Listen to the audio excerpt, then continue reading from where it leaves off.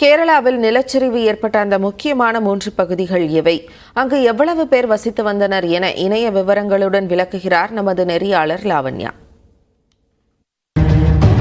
கேரளாவினுடைய வயநாடு மாவட்டத்தில் அதிகாலை 2:30 மணியிலிருந்து 3 மணி அளவில் ஒரு நிலச்சரிவு ஏற்பட்டிருக்கிறதாகவும் இதில் கிட்டத்தட்ட 100க்கும் மேற்பட்ட மக்கள் சிக்கி இருக்கக்கூடும் அப்படின்னு நம்பப்படுகிறது. அது மட்டும் இல்லாமல் இப்போ வரைக்கும் 100க்கும் மேற்பட்ட மக்கள் மீட்கப்பட்டிருக்கிறாங்க.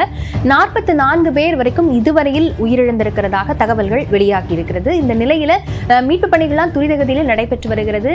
இந்த பகுதி எப்படி இருக்கு அப்படின்னு பார்க்கறதுக்கு முன்னாடி அது ஒரு மலை பகுதி தான் அப்படின்னு சொல்லப்படுகிறது. கிட்டத்தட்ட இந்த முண்டக்கை அப்படிங்கிற பகுதியும் இந்த சூரல்மலா அப்படிங்கிற பகுதியும் மேப்படி அப்படின்னு சொல்லப்படக்கூடிய பஞ்சாயத்துக்கு உட்பட்ட ஒரு கிராமங்களாகவே இருக்கின்றன. கிட்டத்தட்ட இந்த மேப்படி கிராம பஞ்சாயத்துல தான் இந்த பகுதிகள் எல்லாமே வருகிறது.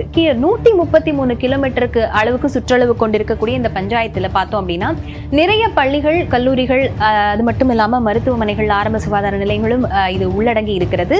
மலை கிராமங்களாகவே இந்த இடம் இருக்கு அப்படிங்கிறதுனால நிலச்சரிவு அப்படிங்கிறது ஏற்பட்டது அப்படின்னா பாதிப்புகள் கொஞ்சம் அதிகமாகவே இருக்கும் அப்படின்னு சொல்லப்படுகிறது. கிட்டத்தட்ட 50,000 பேர் வரைக்கும் வாழக்கூடிய இந்த பகுதியில் பார்த்தோம் அப்படின்னா இந்த மேப்படி பஞ்சாயத்துக்கு உட்பட்ட பகுதியாகத்தான் இந்த சுற்றுவட்டார பகுதி மக்கள் வந்து இருந்திருக்கிறாங்க. இந்த பகுதியில் கிட்டத்தட்ட முண்டக்கை பார்த்தோம் அப்படின்னா அங்க அதற்கு கீழாகவே சூரல்மலா இருக்கிறது. சூரல்மலாக்கு கீழே தான் வந்து மேப்படி கிராமமும், மேப்படி வந்து டவுனாக இருக்கிறது.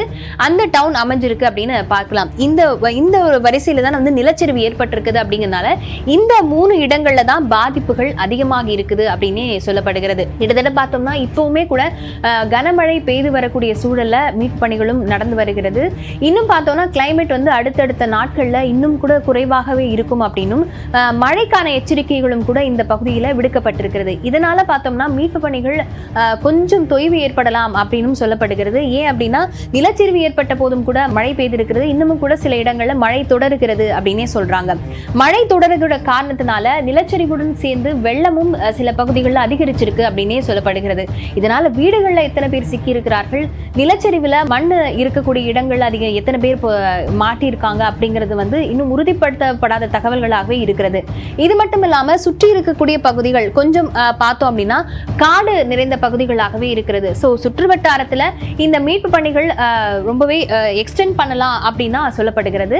கிட்டத்தட்ட இப்போ வரைக்கும் நம்ம பார்த்தபடி 44 பேர் இந்த நிலச்சரிவுல உயிரிழந்திருக்கிறதா தான் தகவல்கள் சொல்லப்படுது.